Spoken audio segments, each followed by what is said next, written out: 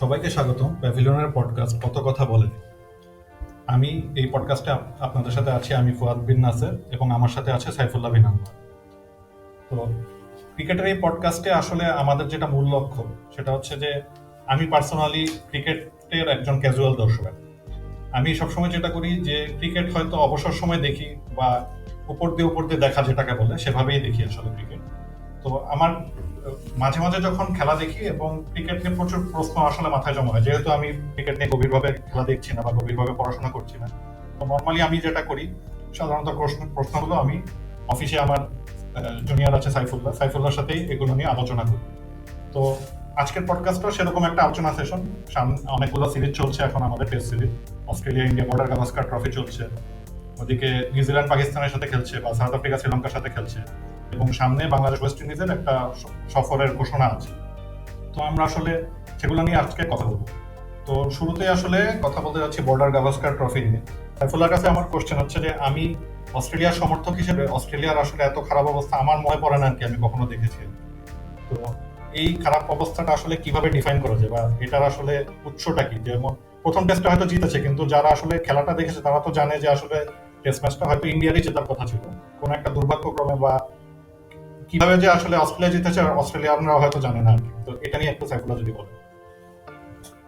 অস্ট্রেলিয়ার মেইন যে সমস্যার উৎপত্তিটা যেটা বলতে বললেন, সেটার আরেকটা ব্যাপার হচ্ছে যে এর আগেও যে খারাপ রিসেন্ট টাইমে ছিল না ব্যাপারটা সেটাও না। রিকি পন্টিং এর শেষ দিকে যখন একটা আসলে একগাদা সিনিয়র ক্রিকেটার চলে গেলেন, যেটাকে আমরা আসলে সবসময় ট্রানজিশন বলি, সেই ট্রানজিশনের সময় কিন্তু একটা ঝামেলা ছিল। তখন একটা বেশ একটা মানে কদিন পর পর নতুন কাউকে ডেবিউ করাইতে হচ্ছে, এরকম একটা ব্যাপার আসলে অস্ট্রেলিয়ার তখনও ছিল।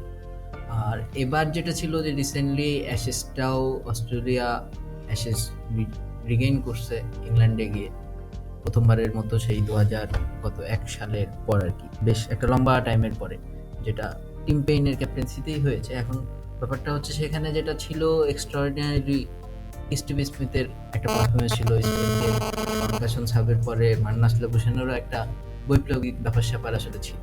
তো এই বর্ডার গাভাস্কার ট্রফিতে আসলে প্রথম টেস্টটা ইন্ডিয়া বেশ 36-এর তো আসলে কোনো ব্যাখ্যা হয় না, সেখানে হয়তো অস্ট্রেলিয়ার উইনের ওইভাবে ব্যাখ্যা হবে না, কিন্তু অস্ট্রেলিয়া এখানেও এই সিরিজেও আসলে বেশ কিছু নতুন ব্যাপার স্যাপার নতুন করে টেস্ট করাচ্ছে। সেটা অলরাউন্ডার থেকে শুরু করে ওপেনিংয়ে একটা ঝামেলা আছে, এবং পেস অ্যাটাকটা আসলে কতখানি স্টেবল, এবং টিম পেইনের সবকিছু মিলে টিম পেইনের আসলে দলে জায়গাটা সবকিছু মিলিয়ে আসলে অস্ট্রেলিয়ার ওই আরেকটা আসলে ছোটখাটো ট্রানজিশনের মধ্য দিয়ে কিন্তু অস্ট্রেলিয়া অলরেডি যাওয়া শুরু করেছে যখন স্টিভেন স্মিথ এবং ডেভিড ওয়ার্নারের ওই কেলেঙ্কারিটা হলো। সেই কেলেঙ্কারির পরে যখন টিম পেইনকে এইভাবে ক্যাপ্টেন্সি দেওয়া হলো, তারপর থেকে স্মিথ এবং ওয়ার্নার যখন ফিরে এলেন, এবং এই অস্ট্রেলিয়ার দুর্দশা যদি একেবারে নাও বলি, শেষ দুইটা টেস্টে এরকম একটা সমস্যার একটা মূল কারণ হচ্ছে ডেভিড ওয়ার্নারের অনুপস্থিতি। এটা আমি একটু জিজ্ঞেস করতে চাচ্ছিলাম যে আমি খুবই চমকে গেছি যে অস্ট্রেলিয়ায় ওপেন করছে ম্যাথু ওয়েড।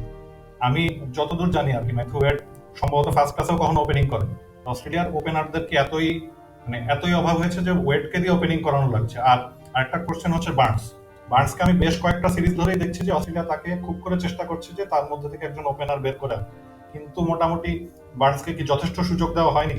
মানে ইংল্যান্ডের কথা যদি বলি, ইংল্যান্ড জেসন রয়কে এরকম অনেক সুযোগ দিয়েছে এবং আলটিমেটলি হয়তো জেসন রয় তার সেই প্রতিদানটা দিতেও পেরেছে, কিন্তু বার্নসের সুযোগ তো আমার মনে হয় আর কি শেষ হয়ে যাওয়া উচিত। আর ম্যাথু ওয়েডই বা কেন, আর ওপেনাররা আসলে কোথায় আছে? এখন ওপেনিং এরও একটা বড় ব্যাপার হচ্ছে, শেষ অস্ট্রেলিয়ার যদি ওইভাবে স্ট্যাটিস্টিক্যালি সফল জুটি বলতে চান, তাহলে জুটিটা হচ্ছে ডেভিড ওয়ার্নার এবং জো বার্নসন। এর আগে বা পরে মাইক ম্যাথু হেডেন বা জাস্টিন ল্যাঙ্গারের পরে আসলে কয়েকটা ওপেনিং জুটি এরকম ছিল। তারপর থেকে অস্ট্রেলিয়া ওয়ার্নার আসার পরে এইভাবে বেশ কয়েকটা ট্রাই করে দেখছে আর কি। তো সেখানে মার্কাস হ্যারিসের সাথে ডেভিড ওয়ার্নারের একটা ব্যাপার ছিল, ফিলিপ হিউজ আসলে নাই। তারপরে সাইমন ক্যাটিস বা শেন ওয়াটসনের একটা জুটি মাঝে কিছুদিন একটু এস্টাবলিশড হওয়ার ট্রাই করেছিল। তারপর আবার ডেভিড ওয়ার্নার চলে যাওয়ার বলতে তার নিষেধাজ্ঞা যখন এলো আর কি, তখন উসমান খাওয়াজাকে দিয়ে ট্রাই করানো হয়েছিল। তো এই এখন ম্যাথু ওয়েড আসলে এই সিরিজের যে পার্টিকুলার ব্যাপারটা, সেখানে হচ্ছে David Warner injured, will Pucovski একজন যে প্রডিজি টাইপের আর কি, যদিও তার মাঝে মেন্টাল কিছু ব্যাপার ছিল, মেন্টাল সমস্যা, মেন্টাল হেলথের প্রবলেম ছিল। শেফিল্ড শিল্ডে উনি বেশ দীর্ঘদিনের একটা রেকর্ড ভেঙে দিয়েছেন। কিন্তু এইখানে আসলে জাস্টিন ল্যাঙ্গারের একটা চাওয়া, এবং যেহেতু উনি অফিসিয়ালি নির্বাচক, অবশ্যই সবকিছু মিলে হেড কোচ, তার একটা বড় রোল থাকে। তো জো বার্নস এবং ম্যাথু ওয়েডকে ট্রাই করানোর উদ্দেশ্য আসলে এই সিরিজে এইটাই, যে ওকোচুকে যদি সুযোগ না দেওয়া হয় তাহলে আসলে অপশন এরকম একটা মানে যদি কাজে লাগানো যায়। কারণ ম্যাথু ওয়েডের আসলে তার ফর্মটা বা লিমিটেড ওভার সবকিছু মিলিয়ে তার, আমার ধারণা অস্ট্রেলিয়ার একটু মনে হয় ফিল হচ্ছে যে ম্যাথু ওয়েডের পুরো ব্যাপারটা তারা আসলে পাচ্ছে না। কিন্তু ম্যাথুয়েড এরকম কেন? একটা ম্যাথুয়েড কি opportunity। মানে ডানহাতি বামহাতি কম্বিনেশনের জন্য, আর কি মানে স্কোয়াডে প্লেয়ার ছিল না? ডানহাতি বামহাতি শুধু কম্বিনেশন কারণে এরকম একটা সিরিজে খেলানো হবে সেটা আসলে আমার মনে হয় না। এখন এরপরে ওই যে এখানে অপশন আসলে জো বার্নস এবং ওই উইল ওকোচুকে আর কি। তো এর বাইরে আসলে মার্কাস হ্যারিস বা এদের ব্যাপার স্যাপার সবকিছু মিলিয়ে আসলে অস্ট্রেলিয়া, আমার ধারণা যে ডেভিড ওয়ার্নারকে ছাড়া একটা ইন্টারিম মানে ধরেই নিয়েছে যে ওয়ার্নার আসবে তখন সবকিছু আসলে মোটামুটি ঠিক হয়ে যাবে, এরকম একটা ব্যাপার আর কি। ওয়ার্নারের আগে আপৎকালীন খুব সমস্যার একটা আপৎকালীন সমাধান খোঁজার ট্রাই করেছে। মানে আমরা অস্ট্রেলিয়াতে সবসময় যেটা দেখি আর কি, যে অস্ট্রেলিয়া তো সবসময় ফিউচার অপশন মোটামুটি ফিক্স করা থাকে, যে ফিউচারে ক্যাপ্টেন কে হবে, উইকেট কিপার কে হচ্ছে। তাহলে আসলে ওপেনিং এর জন্য তাহলে ফিউচার কোনো একটা প্ল্যান দেখতে পাচ্ছি না। এখন এইখানে একটা বড় ব্যাপার হচ্ছে ক্যাপ্টেন্সি বা ওপেনিং এর ক্ষেত্রেও এখন এই রিসেন্ট টাইমে আসলে এই সিরিজটা আসলে একটা লম্বা গ্যাপের পরে, তো এটা আসলে একটা মাথায় রাখার বিষয়। যেহেতু কোভিড-19 সিচুয়েশনের পরে শেফিল্ড শিল্ড হয়েছে, তবুও সেটা আসলে পুরো মানে ফুল ফ্লেজডে হইতে পারে নাই, সেটা একটা মানে সংক্ষিপ্ত আকার বা সীমিত আকারে হয়েছে। তো ফিউচারের যেটা ব্যাপার সেটা ক্যাপ্টেন্সির ক্ষেত্রে একটা বড় ঝামেলা হচ্ছে যে স্টিভেন স্মিথ এবং ওয়ার্নারের নিষেধাজ্ঞা। সেই জিনিসটা আসলে অস্ট্রেলিয়া এখন চাইলেও দিতে পারছে না। এখন টিম পেইনের রিসেন্টলি আসলে অ্যাশেজ বা সবকিছু থেকে শুরু করে যে সাফল্য, সেটাকেও আবার ইগনোর করতে পারছে না। কিন্তু এর মাঝে আসলে টিম পেইন কতদিন খেলবেন, বা তার আসলে দলে ক্যাপ্টেন্সি ছাড়া অবশ্যই পজিশন, উইকেট কিপিং সবকিছু মিলিয়ে টিম পেইনকে নিয়ে ভবিষ্যৎটা কি, সেটাও আসলে অস্ট্রেলিয়ার খুব শীঘ্রই মনে হয় ঠিক করতে হবে। হ্যাঁ, এটা আমারও একটা প্রশ্ন ছিল, যে মানে আমি সবসময় ধরে নিয়েছিলাম যে টিম পেইন হচ্ছে স্টপ গ্যাপ সলিউশন, যে স্টিভ স্মিথ নাই, এজন্য হচ্ছে টিম পেইনকে ক্যাপ্টেন্সি দিতে হচ্ছে। এখন কি টিম পেইন কি আসলে এমনিতে মানে ক্যাপ্টেন্সি ছাড়া উনি কি দলে থাকার যোগ্য কিনা ব্যাটসম্যান হিসেবে? কারণ আমি যদি বলি অস্ট্রেলিয়া আমরা এতদিন পর্যন্ত উইকেট কিপিং পজিশনে বা ক্যাপ্টেন পজিশনে যাদেরকে দেখেছি তাদের মানে তাদের র্যাঙ্কিং করলে আসলে টিম পেইন হয়তো সবার নিচেই থাকবে না। এতদিন আসলে আপনি কখনো এটাও দেখেন নাই যে অস্ট্রেলিয়ার কোনো ক্যাপ্টেন বল টেম্পারিং কোনো ইস্যুতে 1 বছরের নিষেধাজ্ঞা পাচ্ছে। সেটাও সত্যি। এটা কিন্তু একটা বড় ব্যাপার। এবং টিম পেইনের এই দৃশ্যপটে আবার নতুন করে আসাটা, টিম পেইন আর স্টিভেন স্মিথের তো ডেবু একই ম্যাচে, সেই 2010 সালের লর্ডসে। তো এরপরে আসলে টিম পেইনের দৃশ্যপটে আসার কারণটাও তো ঘুরে ফিরে ওই ওই ওয়ার্নার এবং স্মিথের সেই নিষেধাজ্ঞা। এখন টিম পেইনকে আপনি দলে স্টপ গ্যাপ বা পার্মানেন্ট সলিউশন কিনা, অ্যাডিলেডে ম্যাচ জয়ী ইনিংসটা কিন্তু টিম পেইন। সেটা এখন সেক্ষেত্রে আসলে আপনি টিম পেইনকে ফিট করানোর বদলে উল্টো আসলে কোশ্চেন করতে পারেন যে টিম পেইনের দলে বাকিরা আসলে ফিট করতেছে কিনা। দলে কিন্তু আমাদের আরেকজন উইকেট ম্যাথুয়েডও আছেন কিন্তু উইকেট কিপার। হ্যাঁ, এখন ম্যাথু ওয়েডের ব্যাপারটা হচ্ছে যে ম্যাথু ওয়েডকে আসলে লঙ্গার ভার্সনে উইকেট কিপিং এর জন্য চিন্তা মানে ভাবা হচ্ছে কিনা। কারণ ম্যাথু ওয়েডকে মোর লাইকলি একটু সীমিত ওভারের দিকেই আর কি দেওয়া হচ্ছে। এখন উইকেট কিপার হিসেবে ম্যাথু ওয়েড সেই টাইপেরই ব্যাটসম্যান, ধরেন অ্যাডাম গিলক্রিস্ট যে ট্রেন্ডটা চালু করে গেছেন আর কি, যে উইকেট কিপিং একটু হার্ড হিটিং, লিমিটেড ওভারে উপরে দিয়ে খেলবেন, টেস্টে যথারীতি নিচের দিকে খেলবেন। কিন্তু আরেকটা কোশ্চেন হচ্ছে যে আপনি যেটা বললেন যে অস্ট্রেলিয়া একটা ট্রানজিশন পিরিয়ডের মধ্যে দিয়ে যাচ্ছে, তো ট্রানজিশন পিরিয়ডে গেলে তো আমরা সবসময় দেখি যে নতুন নতুন জিনিস ট্রাই করা হয়। তো সেই ক্ষেত্রে আমি যদি বলি যে দলে একমাত্র শুধু ক্যামেরন গ্রিন কেন, মানে আরো নতুন যেহেতু ট্রানজিশনে যেহেতু যাচ্ছি, তাহলে আমার আরেকটু এক্সপেরিমেন্ট বেশি করা উচিত না? এখন এইখানে তো আসলে একটা ওই যে ফাইন টিউন এবং একটা ব্যালেন্সের ব্যাপার আছে। পুরোটাই আপনি যদি এক্সপেরিমেন্ট করতে যান তাহলে একটা ডিজাস্টার টাইপের একটা রিস্ক আসলে হতেও পারে। সেই জিনিসটা ইন্ডিয়ার সাথে এরকম হাই ভোল্টেজ একটা সিরিজে আসলে সবকিছুই এরকম এক্সপেরিমেন্টাল করতে যাওয়াটা একটা প্রচুর হাই রিস্কে, এবং সেই জিনিসটা আসলে করার সবসময় যে দরকার আছে বলে মনেও হয় না আর কি। কারণ রেজাল্ট তো ধরেন এখন পর্যন্ত বলবে যে সিরিজে 1-1 এবং অস্ট্রেলিয়ার আসলে একটা ভালো সম্ভাবনা আছে। সেটা ঠিক। আচ্ছা, অস্ট্রেলিয়ার বিষয়ে যদি আরো বেশি আলোচনা করি আমার মনে হয় আমি ডিপ্রেস হয়ে যাবো অ্যাজ এ অজি ফ্যান। আমি যদি ইন্ডিয়ার দিকে ফেরত আসি, তো ইন্ডিয়াতে আমার একটা বড় প্রশ্ন হচ্ছে যে মানে প্রথম টেস্টের আলোচনা যদি বাদ দিই, সেকেন্ড টেস্টে হচ্ছে 4টি চেঞ্জ সম্ভবত ইন্ডিয়া করেছে। এর মধ্যে আমার মনে হচ্ছে যে রবীন্দ্র জাদেজা একটা সিগনিফিক্যান্ট চেঞ্জ, এবং রবীন্দ্র জাদেজার যদি আমি স্ট্যাটস দেখি তাহলে মানে আমার আসলে মাথায় খেলে না আর কি, যে ওনাকে টেস্টে আসলে রেগুলার কেন আমি দলে দেখছি না? রবীন্দ্র চারটি চেঞ্জের কথা যেটা তার মধ্যে দুইটা তো আসলে কোনো মানে হ্যাঁ, কিছু চেঞ্জ করার ছিল করতে না হবে, আসলে। হ্যাঁ, বিরাট কোহলি এবং মোহাম্মদ শামি। এর বাইরে আসলে রবীন্দ্র জাদেজার বদলে রবীন্দ্র জাদেজার পজিশনটা যদি আপনি চিন্তা করেন, বেসিক্যালি স্পিনার মানে হিসেবে ট্রিট করা হইলেও একসময় আশ্বিন জাদেজার স্পিনিং জুটি ইন্ডিয়াকে অনেক ম্যাচ জিতিয়েছে, হ্যাঁ। এবং হোম কন্ডিশনে যখন ধরেন ওই পেস আক্রমণটা ইন্ডিয়ার ওইভাবে তৈরি হয় নাই, তখন কিন্তু আশ্বিন জাদেজা একটা বড় রোল প্লে করেছে। কারণ এরপরে যেটা হয়েছে যে সোল স্পিনার যদি চিন্তা করা হয় তাহলে আসলে আশ্বিনকে একটু আগে ভাবা হয়, হ্যাঁ, সেটা তো অবশ্যই। অবভিয়াসলি, কারণ স্পিনার হিসেবে তো আশ্বিনের রোলটাই এরকম এবং আশ্বিন বলারও ওরকম। যাদের জায়গায় মেইন ব্যাপারটা হচ্ছে অলরাউন্ডার। এর আগে সিরিজে টেস্টে অ্যাডিলেডে যখন হনুমা বিহারিকে খেলানো হলো, বেসিক্যালি বিহারির জায়গায় জাদেজাকে এভাবে খেলানো হয়েছে। তো বিহারিকে খেলানোর পেছনে আসলে কারণটা ছিল তার ওয়েস্ট ইন্ডিজের সঙ্গে ওই হ্যাঁ। আগে সিরিজে বা নিউজিল্যান্ডের সঙ্গে তো 50 ছিল। এইখানে জাদেজাকে খেলানোটা আসলে আমার ধারণা আজিঙ্কা রাহানের একটা একটা একটা ট্রিকি মুভ হয়। মানে জাদেজাকে কি আসলে মানে বোলার চিন্তা করে নেওয়া হয়েছে? কারণ বিহারিকে তো অবভিয়াসলি ব্যাটসম্যান চিন্তা করে নেওয়া হয়েছে। হ্যাঁ, এখানে আসলে যেহেতু আপনার মোহাম্মদ শামি আগের সিরিজে আগের টেস্টেই রুলড আউট হয়ে গেলেন, তখন আসলে এবং বিরাট কোহলি, এখানে ওই ট্রিক মুভ যেটা বললাম যে আপনাকে পূরণ করতে হবে, শামির জায়গায়ও একটা পেসার আনতে হবে বা একটা বোলার আনতে হবে, এবং কোহলির একটা বিশাল একটা ব্যাপার পূরণ মানে শূন্যতা পূরণেরও ব্যাপার আছে। সবকিছু মিলিয়ে আসলে এই টিমটাতে যাতে একটা বাড়তি ব্যালেন্স যোগ করেছে বলে আমার মনে হয়। এখন এই কম্বিনেশনটা আসলে সবখানে হোম অ্যাওয়ে জাদেজা যে টাইপের ক্রিকেটার, আমার যেটা ব্যক্তিগত মত সেটা হচ্ছে জাদেজাকে কাজে লাগানো উচিত। কিন্তু পুরো টিম কম্বিনেশনে আপনাকে মাঝে মাঝে তো আসলে স্যাক্রিফাইস করতে হবে। পেসার বলেন বা বাড়তি এখন আপনাকে ব্যাটসম্যান দরকার, নাকি আসলে স্পিনার হিসেবে আপনি একজনকে খেলাবেন নাকি দুজনকে খেলাবেন। এইখানে যদি ব্যাপারটা হতো যে জাদেজা আসলে আশ্বিনের মতো স্পিনার এবং জাদেজার মতো ব্যাটসম্যান, তাহলে অবশ্যই জাদেজা যে কোনো 11-এ সবার আগে টিম শিটে থাকে। মানে এখন আসলে জাদেজার ব্যাপারটা হয়ে গেছে স্ট্র্যাটেজির প্রয়োজনে তাকে দলে নিতে হবে হয়তো, কিন্তু নিয়মিত একাদশে চান্স হয়তো পাওয়ার যোগ্য এখনো হয়নি, এরকম। যোগ্য হন নাই ব্যাপারটা সেটা আসলে নয়, তিনি আসলে একটু ডিফারেন্ট টাইপের ক্রিকেটার। কারণ এইখানে আমরা যখন আলোচনা করছি এটা টেস্ট হোক লিমিটেড ওভার্স হোক, যার ফিল্ডিংটা এই মানে অবশ্যই। এখনকার সময়ে মানে এখনকার বিশ্বে আর কি অন্যতম সেরা ফিল্ডার, এটা চোখ বন্ধ করে বলে যাবে। অবশ্যই। তো এই সবকিছু মিলিয়ে তার এসব স্কিল আসলে কখন কোন ফরম্যাটে কোন কন্ডিশনে কিভাবে কাজে লাগানো হচ্ছে তাকে ইউটিলাইজ করাটাই আসলে এখন ইন্ডিয়ার একটা চ্যালেঞ্জ বলা যায়। জাদেজাকে পিক করাটা কি আসলে মানে রাহানেরই সিদ্ধান্ত ছিল? আর সেই প্রসঙ্গে যদি আসি যে মানে রাহানের ক্যাপ্টেন্সি, রাহানে এই জিনিসটা আসলে কোপ করলেন কিভাবে যে দলের মূল ব্যাটসম্যান নাই, দলের তিনটা বোলার আসলে নাই, এরকম একটা অবস্থায়, এবং প্রথম ম্যাচে খুবই বাজেভাবে হেরেছে ইন্ডিয়া। তো এই জিনিসটা আসলে উনি কোপ করলেন কিভাবে, এবং এই পিক গুলো আসলে হয়তো নিজে করেননি অবশ্যই, কিন্তু তার তো অবশ্যই একটা মতামত ছিল।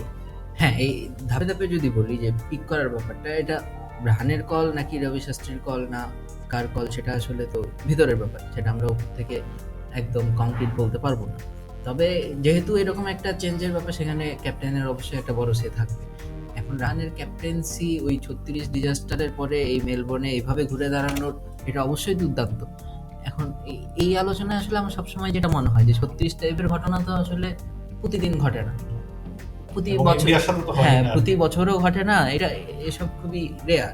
তো এরকম একটা সিচুয়েশন থেকে, এরকম ডিজাস্টার থেকে কোনো একটা টিম বের হয়ে আসে আসলে কোন প্রক্রিয়ায়, কিরকম কিরকম সিস্টেমে, এই জিনিসগুলো খুবই কিন্তু আসলে মানে আপনি যদি চিন্তা করেন তাহলে চিন্তা হিসেবেই ইন্টারেস্টিং। হ্যাঁ, যে বিশেষ করে পরের ম্যাচে এবং অ্যাওয়ে কন্ডিশন আর কি পুরো। অ্যাওয়ে কন্ডিশন এবং এরকম একটা ব্যাপার তো আপনাকে মানসিকভাবে খুবই লো পয়েন্টে দিয়ে দেবে। ওইখানে শুধু হ্যাঁ ঠিক আছে ব্যাপার না, পরের গেমে হয়ে যাবে বা আমরা করতে পারবো, হ্যাঁ, সেটাই। এরকম দুই চারটা আসলে ফরমাইশি কথা তো আপনি চেয়ার আপ করতে পারবেন না। হ্যাঁ। তো এখানে এই যে বিশ্বাসটা যে না, আমাদের যে ব্যাপারটা হয়েছে সেটা অবশ্যই একটা ডিজাস্টার, কিন্তু এগুলা ওয়ান অফ ঘটনা।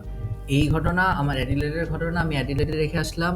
এমসিসির ব্যাপারটা আমি অ্যাডিলেডে আমি যদি হারিও, যেমন কোহলি বলেছিলেন যে সেকেন্ড ইনিংসে 36 আর প্রথম ইনিংসে তাদের যে স্কোর, সেটা অস্ট্রেলিয়ার পেসার বা অস্ট্রেলিয়ান বোলারদের আসলে লেংথে কোনো পার্থক্য ছিল না, বা তাদের লাইন লেংথে তাদের মোটামুটি একই ছিল, কিন্তু তারা তাদের ব্যাটিং এক্সিকিউশনে গিয়ে তারা মার খেয়ে গিয়েছে।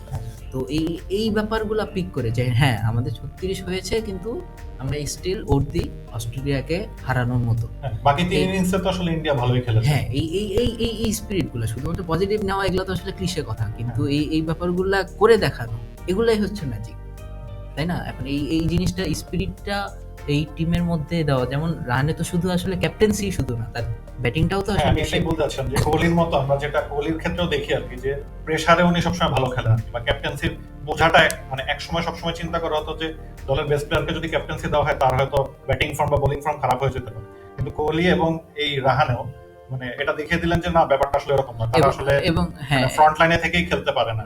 এবং ফাহাদ ভাই মানে এই ক্যাপ্টেন্সি, রাহানের ক্যাপ্টেন্সি নিয়ে যখন কথা বলছি তখন একটা ইন্টারেস্টিং টপিক হচ্ছে, রাহানে যেহেতু স্টপ গ্যাপ ক্যাপ্টেন, যেহেতু ভারপ্রাপ্ত ক্যাপ্টেন, তার মানে এটা কিন্তু স্বতঃসিদ্ধ যে উনি খেলতেছেন দলের সেরা ক্রিকেটারকে ছাড়া। তার 11-এ উনি যখন ক্যাপ্টেন্সি সেটাই। করতেছেন তখন দলের সেরা হ্যাঁ। মোটামুটি সেরা প্লেয়ারটা হ্যাঁ, আসলে নাই। মোটামুটি না, আসলে তো সেরা প্লেয়ার, তাই না? হ্যাঁ। মানে ক্যাপ্টেন্সি আপনি যদি ওইভাবে চিন্তা করেন স্টপ গ্যাপ ক্যাপ্টেন হিসেবে, হ্যাঁ। সেক্ষেত্রে কিন্তু তাহলে রাহানের ওই ব্যাপারটা আরো বেশি ইন্টারেস্টিং এবং আরো বেশি আসলে মানে জাদুময় হয়ে ওঠে। হ্যাঁ, সেটাই। তো ঘটনাটা মানে এরকম। তাহলে রাহানের ব্যাপারটা কি? রাহানের কি মানে সব ভারতের ক্যাপ অধিনায়কত্ব করার কি আর সুযোগ আছে, নাকি এটা স্টপ গ্যাপই থেকে যাবে? এটাও আসলে ইন্ডিয়ার একটা কল, এটা ডিপেন্ড। রাহানের ক্যাপ্টেন্সি যতটা না, হ্যাঁ রাহানের একটা ব্যাপার যে তার ক্যাপ্টেন্সিটা অবশ্যই একটা ইঙ্গিত দিবে, বা ইন্ডিয়ার যদি তার ম্যানেজমেন্টরা চিন্তা করেন যে বিয়ন্ড বিরাট কোহলি, এখন ব্যাপারটা হচ্ছে যে যদি এমন হতো যে আজিঙ্ক্য রাহানে বিরাট কোহলির পরের জেনারেশন, কিন্তু একই তাহলে দলের তাহলে ইন্ডিয়ার জন্য কলটা আসলে খুবই সহজ হ্যাঁ, ছিল। সেটাই। কিন্তু যেহেতু একই জেনারেশনের এবং কন্টেম্পোরারি প্লেয়ার, সেক্ষেত্রে আসলে এই কলটা খুবই ট্রিকি এবং খুবই টাফ, কারণ বিয়ন্ড দ্য বিরাট কোহলি চিন্তা করাটা শুধুমাত্র মানে অন ফিল্ড কলও তো আসলে নয়, অফ ফিল্ড সবকিছু মিলিয়ে, কারণ বিরাট কোহলি তো বিরাট কোহলি। রাহানের ক্যাপ্টেন্সি সবচেয়ে ভালো জিনিস যেটা লাগিয়েছে সেটা হচ্ছে যে তার মানে ফিল্ড সেটআপ তো অবশ্যই, এবং বোলারদেরকে যেভাবে তিনি ইউজ করেছে। তো ইন্ডিয়ার বোলিং অ্যাটাক নিয়ে একটু বলি আর কি, যে ইন্ডিয়ার বোলিং অ্যাটাক তো অবশ্যই অস্ট্রেলিয়াতে এসে যখন 2018-তে সিরিজ তারা জিতেছিল তখন বোলিং অ্যাটাক অনেক ভালো ছিল, কিন্তু সেই বোলিং মানে রাহানে সেকেন্ড ম্যাচে যেটা ক্যাপ্টেন্সি করলেন সেখানে তার মূল 3জন বোলারই নেই। এরকম অবস্থা আসলে কিভাবে এই যে মোহাম্মদ সিরাজকে যে কাজে লাগানো যাবে, বা মোহাম্মদ সিরাজ যে পরিমাণ ডেডিকেশন দিয়ে বোলিং করেছেন, এই জিনিসটা আমার মনে হয় হচ্ছে কি যে ক্যাপ্টেনই বের করে নিয়ে এসেছে। ব্যাপারটা কি এরকম কিনা?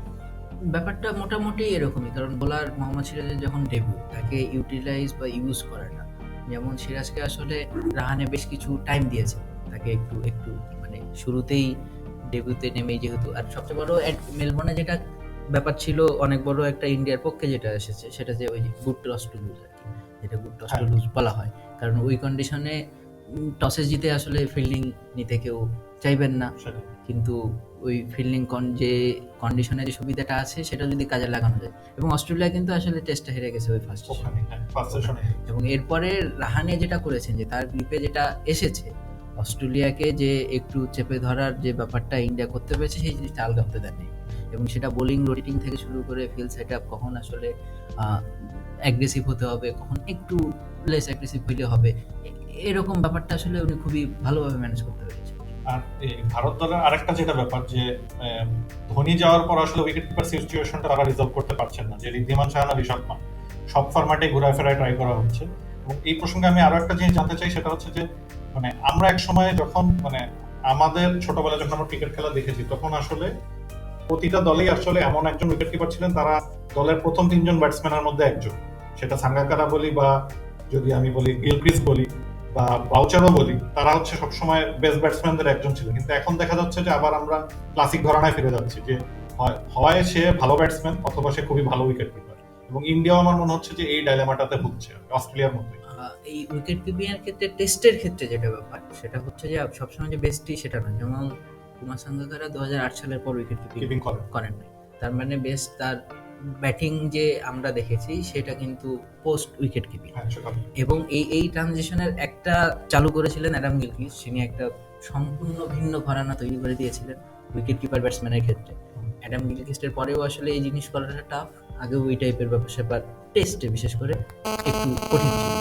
তো গিলক্রিস্টের পরে তারপর ওই সাঙ্গাকারা যখন 2008 সালে ক্যাপ্টেন্সি এই উইকেট কিপিং ছাড়লেন, তার আগে পরে যখন মানে তারপরে যখন তাকে রিপ্লেস করলেন প্রসন্ন জয়াবর্ধনে আবার আসলেন, তখন কিন্তু এই উইকেট কিপিংটা আসলে এই উইকেট কিপিং ট্র্যাকটা আবার একটা একটা একটা ভিন্ন ডাইমেনশনে চলে গেল, যে ওই ওই আপনি যেটা ক্লাসিক ঘরানা বললেন, হ্যাঁ কারণ টেস্টে তারপরে যখন সীমিত ওভারের বর্তমানেরও একটা ব্যাপার আছে সবকিছু মিলিয়ে, কারণ টেস্টে উইকেট কিপিং তো আসলে খুবই হার্ড একটা এবং আপনি এখনকার সময়েও যদি চিন্তা করেন রিসেন্ট টাইমে আমাদের মুশফিকুর রহিম ছাড়া ওই আপনি যেটা বলতেছেন যে ওই টপ রেটেড ব্যাটসম্যান এই টাইপের উইকেট কিপার ব্যাটসম্যান কিন্তু কম। কেউই নেই। কিন্তু তাই আবার না? মুশফিকুর রহিমের ক্ষেত্রে যদি বলি, উনি আবার হ্যাঁ এখন টপ রেটেড উইকেট কিপার তো না। হ্যাঁ এখন মুশফিকুর রহিমের ব্যাপারটা তো একটু ট্রিকি এবং একটু ঘোলাটে আর কি। হ্যাঁ। আলটিমেটলি উনি উইকেট কিপিং ছেড়েছেন, এখন লিটন দাসকে দিয়ে আমাদের কতখানি আমরা আসলে উইকেট কিপার লিটনকে বেশি প্রিফার করবো না ব্যাটসম্যান উইকেট কিপার, তার এইসব কথা বলার মূল কারণ হচ্ছে যে উইকেট কিপার লিটন তার ব্যাটসম্যান লিটনকে কোনো রকমের প্রভাব আসলে ফেলবেন কিনা, কারণ সেটা তো একটা ঝামেলা হয়ে যেতে পারে। ইন্ডিয়ার ক্ষেত্রে সলিউশনটা কি? এখন সাহানা হ্যাঁ এখন ইন্ডিয়ার ক্ষেত্রে আরেকটা ঝামেলা হচ্ছে বা আরেকটা অপশন হচ্ছে যে সাহা পান্ডের সঙ্গে কিন্তু লোকেশ রাহুল আছে। হ্যাঁ লোকেশ রাহুল আছে। এখন লোকেশ রাহুলকেও কেন খেলানো হচ্ছে না বা খেলানো হলে আসলে উইকেট কিপার হিসেবে ভাবা হচ্ছে কিনা, কারণ লিমিটেড ওভারে উইকেট কিপিং এর অভিজ্ঞতা থাকলেও ওই যে বললাম যে শাহাবান দুজনই আমার মতে আর কি বেটার উইকেট কিপার। হ্যাঁ সেটা অবশ্যই, কারণ লোকেশ রাহুল তো ওইভাবে অভিজ্ঞ আন্তর্জাতিক ক্রিকেটে নন, যদিও সীমিত ওভারে তাই কাজে লাগানো হচ্ছে। এখন ব্যাপারটা হচ্ছে যে ওই রোলের ব্যাপারটা, তার ব্যাটিং এর আপনি যদি উইকেট কিপিং এর কথা চিন্তা করেন তাহলে অবশ্যই আমার ধারণা ঋদ্ধিমান সাহা ঋষভ পান্ডের থেকে ভালো উইকেট, কিন্তু এই ব্যাটিং ক্যাপাবিলিটি পান্ট একরকমের ব্যাটসম্যান, আপনি যদি ব্যাটসম্যান হিসেবে চিন্তা করেন তাহলে ঋদ্ধিমান সাহা একরকম, এবং সেক্ষেত্রে ইন্ডিয়ার বলটা আমার ধারণা টিম কম্বিনেশন এবং স্ট্র্যাটেজির উপর, যে আপনি সাহা পর্যন্ত আসলে কতখানি যেতে চাচ্ছেন নাকি ওখানে আপনি আসলে পান্টে চাচ্ছেন। আচ্ছা, মানে দুজনকে আসলে প্রস্তুত থাকতে হবে এরকম একটা ব্যাপার। হ্যাঁ এরকমই ওই it's more like Rabindra Jadeja situation. এখানে আমি যদি আরেকটা বলি, মানে এই সিরিজ নিয়ে যদি কথা শেষ করতে চাই, সেটা হচ্ছে যে মানে অস্ট্রেলিয়া দলে এখন আমি যেটা দেখছি আর কি, যে দুজন ব্যাটসম্যান আছেন মানে নির্ভর করার মতো, সেটা হচ্ছে স্মিথ এবং লাবুশেন, এবং দুজনেরই যেটা হচ্ছে টেকনিক একদমই আনঅর্থোডক্স। এবং সেটার সাথে যদি আমি নিউজিল্যান্ড পাকিস্তানের সিরিজে ফাওয়াদ আলমের ব্যাটিংকে তুলনা করি, যে ফাওয়াদ আলমের স্ট্যান্স এবং টেকনিকও কিন্তু পুরোপুরি আনঅর্থোডক্স, এবং তিনিও কিন্তু বেশ সফল, মানে আগের থেকে পাচ্ছেন বলবো না, কিন্তু এই সিরিজে বেশ সফল হয়েছে। তো এই স্টান্সের ব্যাপারটা কি এখন নতুন ট্রেন্ড হয়ে যাচ্ছে, নাকি মানে এটা কি সচেতন ভাবে ব্যাটসম্যানরা করছেন, নাকি এটা ন্যাচারালি ছাড়া আসা সম্ভব? ফাহাদ আলমের ক্ষেত্রে যে ব্যাপারটা, যে ফাহাদ আলমের শুরুর দিকে মানে উনি তো আসলেন বেশ 11 বছরের একটা দীর্ঘ বিরতির পরে, আর 10-11 বছর শুরুতে তো তার স্ট্যান্স আসলে এরকম চেস্টন ছিল না, উনি ফ্রন্টের ব্যাটসম্যান ছিল। এখন চেস্টন মাঝখানে উনি ডোমেস্টিক ক্রিকেট দীর্ঘদিন খেলেছেন, একের বিশাল মানে বড় বড় রান করেছে, অনেক রান করেছে পাকিস্তানের ডোমেস্টিক লিগে। এখনকার এই সিরিজে তার স্ট্যান্সটা আরো বেশি চেস্টন হয়ে গেছে। তো এই চেস্টন হওয়ার তো আসলে সবকিছু মিলাই স্ট্যাটিস্টিক্সে সবকিছু শুরু একটাই বেসিক উদ্দেশ্য, সেটা হচ্ছে বল দেখা, বল যত ভালোভাবে দেখা, ব্যাটিংয়েরই তাই, কিন্তু স্ট্যান্সের এরকম চেস্টন বা এরকম আনঅর্থোডক্স স্ট্যান্সের পেছনে তো আসলে আর খুব বেশি কোনো কারণ নাই। বল বোলারকে আনসেটল করা কি একটা কারণ হতে পারে না? বোলারকে আমার যেটা মনে হয় স্মিথের হ্যাঁ এটা হয় আর কি। হ্যাঁ স্মিথের ফাওয়াদ আলমের ক্ষেত্রে যেটা হয়েছে বা শেষ ওনার যে ইনিংসটা, ওটাতে উনি যেটা করেছেন যে তার টেকনিকটা এরকমই ছিল যে উনি LBW K out of the equation নিয়ে চলে গেছে, এবং এই ব্যাপারটা যখন আপনি এরকম চেস্টন স্টাইলে থাকতেছেন, নেইল অগনানের মতো বোলার যখন রাউন্ড দ্য উইকেট থেকে এসে আপনাকে ক্রমাগত শর্ট বল করে যাচ্ছে এবং আপনি ক্রমাগত ডাক করে যেতে পারতেছেন, এটা অবশ্যই বোলারের জন্য একটা ফ্রাস্ট্রেটিং ব্যাপার। আবার ওয়াগনের মতো বলার শেষ পর্যন্ত তারা ওটা করে যাবে। এখন এই আনঅর্থোডক্স টেকনিক আপনি যেটা বললেন স্মিথ বা লাবুশেন, এই ব্যাপারটা আসলে ন্যাচারাল। অবশ্যই আমার কাছে যেটা মনে হয় যে ব্যাটিং বা সবকিছু মিলিয়ে আপনি যদি জস বাটলারকেও চিন্তা করেন, তার লিমিটেড ওভারের ব্যাটিং বা টেস্টে যদিও খুব বেশি রিসেন্ট টাইমে সফল হননি, আবার দু একটা ইনিংস খেলেছিল, এই টাইপের ব্যাটসম্যানদের যেটা হয়, যদিও তারা একই ধরনের ব্যাটসম্যান সেটা নয়, স্মিথ বা লাবুশেন আরো বেশি আনঅর্থোডক্স, কিন্তু তাদের কোর টেকনিকটা কিন্তু সলিড। আনঅর্থোডক্স আমরা দেখি তাদের হাব ভাব, তাদের চলন, তাদের মুভমেন্ট বা শাফলিং সবকিছু মিলাই, ট্রিগার মুভমেন্ট, এগুলা এই টাইপের ব্যাপারগুলো হয়তো আমাদের চোখে লাগতেছে যে খুবই ছটপটে বা কি করতেছে বা আসলে কি করতে যাচ্ছে এরকম তাদের অঙ্গভঙ্গি, কিন্তু বল যখন ব্যাটে লাগছে বা ফলো যখন হচ্ছে তখন আসলে ক্লাসিক ব্যাটসম্যানের মতোই হচ্ছে। এইটাই ক্লাসিক বলে না, আপনি যেটা বলেন তার যে কোর টেকনিকটা, তার যে ওইখানে কিন্তু তারা পুরোপুরি সলিড। ফাহাদ আলমের ক্ষেত্রে একটু ব্যাপারটা ডিফারেন্ট, কারণ তার শুরুতে কিন্তু তবুও উনি স্ট্যান্স দাঁড়ানোই হবে, কিন্তু ঠিক বল ডেলিভারি মানে বল খেলার আগ মুহূর্তে কিন্তু উনি আবার ঠিক মানে 8-10টা ব্যাটসম্যানের সাথে তার কোনো পার্থক্য থাকে না, আপনি যে ওই ফ্রেমে চিন্তা। আমি যেটা জিজ্ঞেস করছিলাম যে নতুন প্রজন্মের এখন যারা ক্রিকেট খেলা দেখছে, তারা কি এটা দ্বারা ইনফ্লুয়েন্স হয়ে, মানে আমরা কি পরবর্তী প্রজন্মে এরকম ব্যাটসম্যান আরো বেশি দেখার সুযোগ আছে? এটা অবশ্যই আছে, এবং এটার পেছনে আসলে আরেকটা বড় কারণ হচ্ছে টি-20। হ্যাঁ, সেটাই। কারণ টি-20 আপনাকে অনেক বেশি স্বাধীনতা দিয়েছে, টি-20 আপনাকে অনেক বেশি Experiment অপরচুনিটি করার তৈরি করে সুযোগ দিয়েছে দিয়েছে। এবং আনঅর্থোডক্স প্লেয়ারদেরকেও আসলে সামনে আনার অনেক বেশি সুযোগ করে দিয়েছে। কারণ ওইখানে ব্যাপারটা স্বতঃসিদ্ধ, ওইখানে ব্যাপারটা আসলে টেকসই, ওইখানে সাফল্য আসলে পাওয়া ওইভাবে সম্ভব সম্ভব অবশ্যই ওইভাবে। কিন্তু ব্যাপারটা হচ্ছে যে আলটিমেটলি তো ওই যে বললাম যে দিনের শেষে একটা কোর টেকনিক থাকতে হবে আপনার। আপনি যেভাবেই খেলেন, আপনি এখানে টি-20 আপনাকে যেটা করেছে যে মোর ওপেন হয়েছেন আপনি। হ্যাঁ, আমি এইভাবে খেলবো, এই জিনিসটা এইভাবে করতেই হবে, ব্যাপারটা সেটা না। আমি এটা ডিফারেন্ট স্টাইলে করবো। সেটা স্টিভেন স্মিথ বলেন, মার্কাস রবিনসন বলেন, বা ফাহাদ আলমের মতো আগের জেনারেশনের ব্যাটসম্যান এই জেনারেশনে এসে আবার সফল হচ্ছে অবশেষে, তাদের ক্ষেত্রেও বলেন না, এটার পেছনে একটা টি-20 প্রভাব অবশ্যই আছে। বাইরের ক্রিকেট ছেড়ে যদি আমরা একটু ঘরের ক্রিকেটে আসি, এবং টি-20 প্রসঙ্গ যেহেতু আসলো, বঙ্গবন্ধু টি-20 কাপও শেষ হয়েছে, এবং মানে সেটা দিয়ে তো আসলে সামনের সিরিজের কোনো প্রস্তুতি হয়েছে কিনা বাদও হয়েছে আমি আসলে জানি না। আমি সামনের ওয়েস্ট ইন্ডিজ সফর সম্পর্কে এটুকুই জানি যে বেশ কয়েকজন ওয়েস্ট ইন্ডিজের প্লেয়াররা খেলতে আসছেন না কোভিড এর কারণে। তো আসলে এই সফরটা আসলে কিরকম হতে যাচ্ছে বাংলাদেশের জন্য? 10 জন, এটা এক কথায় হতাশাজনক। এবং এরকম ব্যাপার যে ঘটবে সেটাও আসলে খুবই আসলে হতাশাজনক। কারণ ওয়েস্ট ইন্ডিজের আসার কথা ফুল প্লেস টিম বা এই টাইপের সিচুয়েশন, তারা যেহেতু কোভিড-19 সিচুয়েশনে অ্যাওয়ে ট্যুর করা প্রথম টিম, যদিও ইংল্যান্ড তাদের সিস্টেম ডিফারেন্ট, বাট স্টিল একটা ইন্টারন্যাশনাল সব কিছু মিলিয়ে প্রোটোকল তো সেম থাকে। সেটাই। এবং নিরাপত্তা ব্যবস্থা থেকে শুরু করে এখন যেহেতু ওই যে বায়োসিকিউরিটি একটা বাবলের ব্যাপার আছে, এরপরেও তারা আসলে কেন আসছেন না সেটা তাদের ব্যক্তিগত কল, কিন্তু সেটা একটা হতাশাজনক ব্যাপার।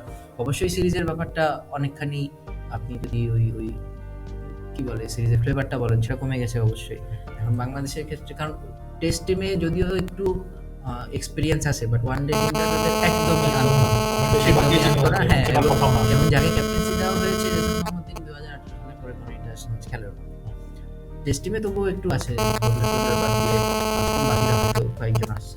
তো বাংলাদেশের ক্ষেত্রে বঙ্গবন্ধু টি-20 কাপ এই সিরিজে কতখানি হেল্প করবে সেটার থেকে বড় কথা যে আলটিমেটলি এই সময়টাতেও খেলা হয়েছে বা বাংলাদেশের খেলার মধ্যে ছিল অ্যাটলিস্ট হ্যাঁ ডোমেস্টিকের 80 জন প্লেয়ার খেলার মধ্যে ছিল, এটা একটা পাওনা। মানে এরপরে লঙ্গার ভার্সনে যাওয়াটা তো আসলে সবসময় ট্রিকি, এবং বাংলাদেশের ক্ষেত্রে এটা আরো বেশি ট্রিকি, যে কোনো সময়ে এই ফরম্যাটে সুইচ করাটা।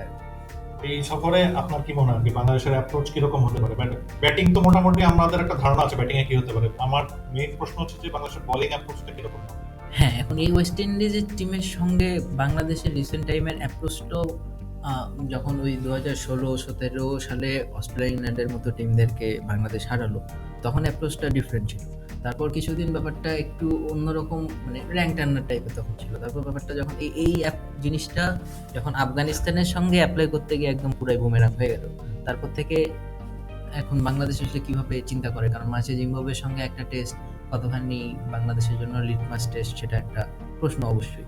ওয়েস্ট ইন্ডিজের এই টেস্ট টিমটা হোল্ডার বা ওই সিনিয়র ক্রিকেটারদের মতো না হইলেও টেস্ট টিমটা কম্পারেটিভলি ওয়ানডে টিমের থেকে বেটার। সেক্ষেত্রে আসলে বাংলাদেশের ওই চ্যালেঞ্জটা থেকে যাচ্ছে। এবং আপনি যেটা বললেন সেই অ্যাপ্রোচটা টিম ম্যানেজমেন্ট আসলে কীরকম চাচ্ছে, এবং দুইটা টেস্ট দুইটা ডিফারেন্ট ভেন্যুতে, চিটাগং এবং মিরপুরে, কোনটাতে আসলে কিভাবে যেতে যাচ্ছেন, এবং সাকিব আল হাসান ফিরবেন, সাকিব আল হাসান কতখানি এই টিমের সঙ্গে অ্যাসাইন করতেছেন, তারপরে সাকিব খেলবেন মুমিনুলের আন্ডারে, বা যদিও এখনো টিম ঘোষণা করা হয় নাই, বাট মুমিনুল তো ক্যাপ্টেন আছেন।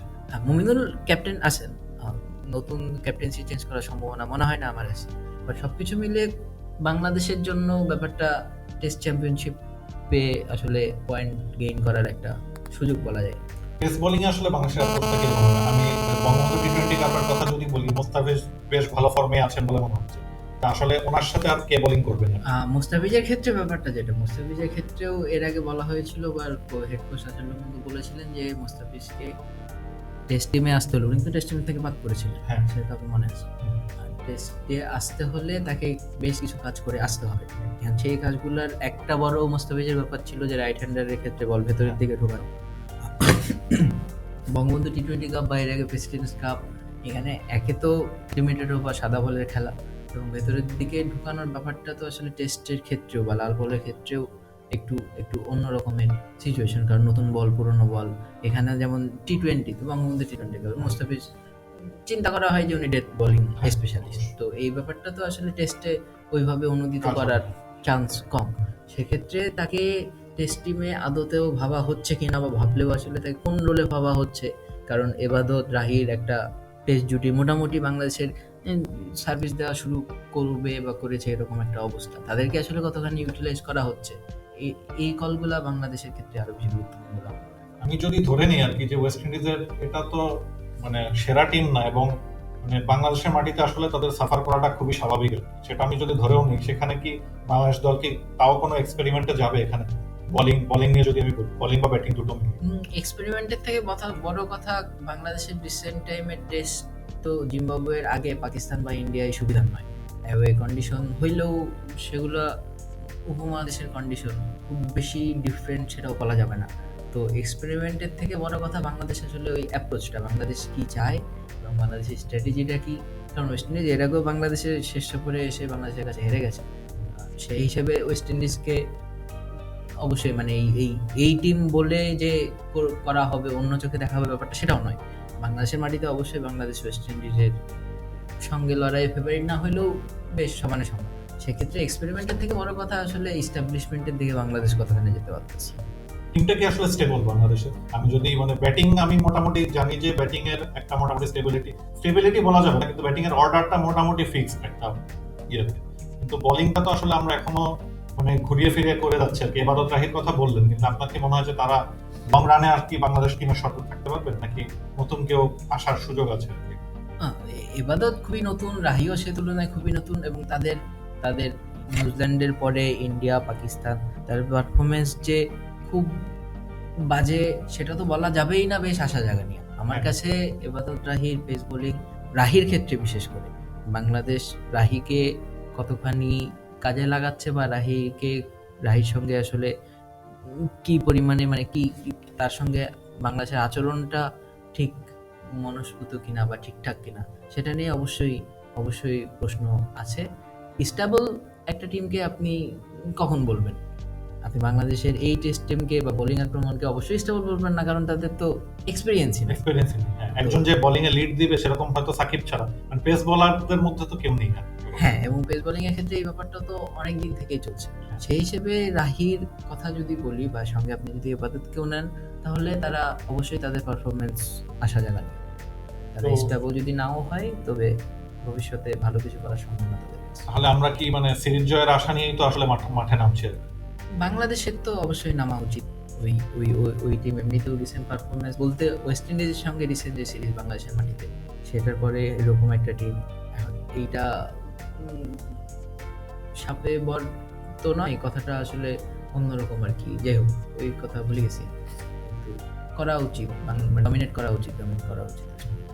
আমরা আসলে প্রায় শেষ পর্যায়ে চলে এসেছি। তো সাইফুল্লাহর কাছে আমার শেষ কোশ্চেন থাকবে যে চলতি যেই সিরিজগুলো হচ্ছে সেগুলো নিয়ে একটু প্রেডিকশন, যে Australia India series, New Zealand Pakistan, south Africa Sri Lanka, এবং সামনে হতে যাওয়া বাংলাদেশ ওয়েস্ট ইন্ডিজ, আসলে কি হতে যাচ্ছে, সিরিজের ফলাফল কিরকম হবে?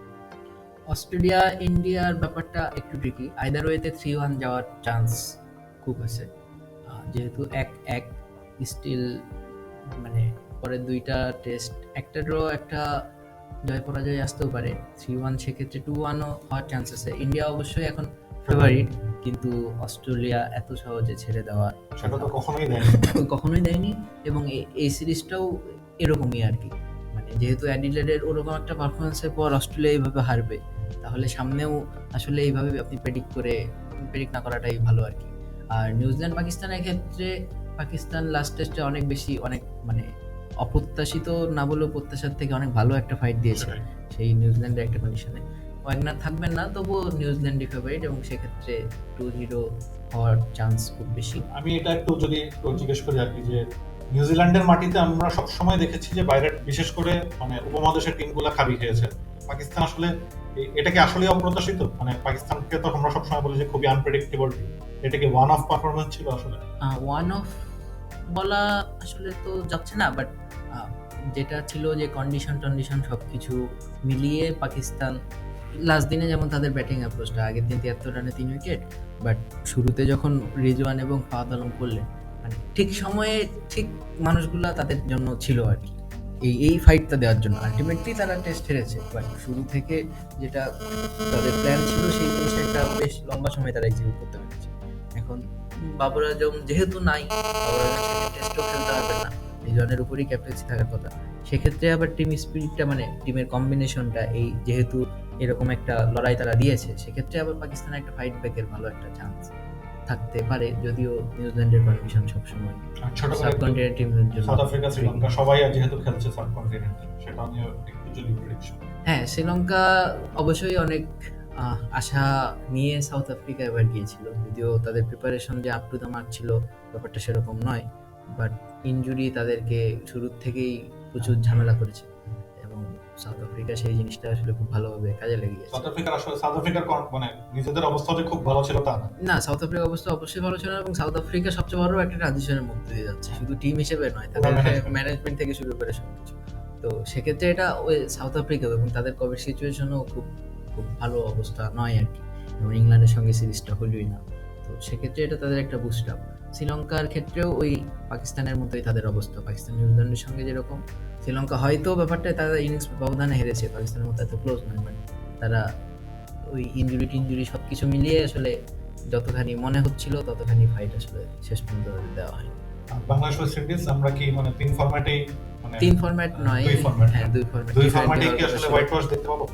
হোয়াইট ওয়াশ একটু বড় কল, বাট সিরিজ জয়ের, দুইটা সিরিজই জয়, হ্যাঁ সিরিজ জয়ের আশা না করার কোনো কারণ। আশা তো সবসময় আমরা করি।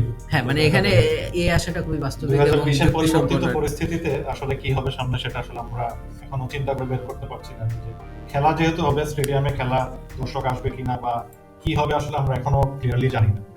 তো যা হোক, প্যাভিলিয়নের পডকাস্ট কত কথা বলে রে, এটা আজকে এখানেই ইতি টানছি।